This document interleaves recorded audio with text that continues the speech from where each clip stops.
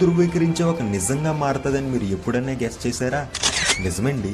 ఇప్పుడు ఖగోళ శాస్త్రవేత్తలు ఒక ప్రయోగం చేసి చెబుతున్నది ఏంటంటే, క్రీస్తు శకం 33 ఏప్రిల్ 3వ తారీఖు అనగా చాలా మంది యేసుక్రీస్తు వారు చనిపోయిన రోజుగా భావించే ఆ రోజున భారీ చంద్రగ్రహణం జరిగిందని చెప్పి సైన్స్ చెబుతుంది.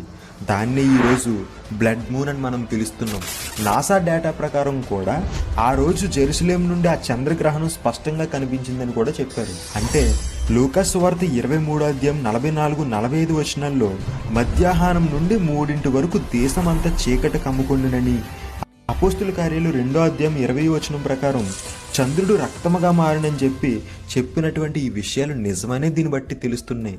అంటే ఎప్పుడో బైబిల్లో రాయబడినటువంటి వాక్యాలు ఇప్పుడు సైన్స్ నిజమని చెబుతుంది. అందుకే ఈ ప్రపంచంలో అన్నిటికంటే గొప్ప గ్రంథం ఏదైనా ఉందంటే అది బైబిలే. దానికి చరిత్రపరంగా కూడా ఆధారాలు ఉన్నాయనడానికి ఉదాహరణే ఈ విషయం.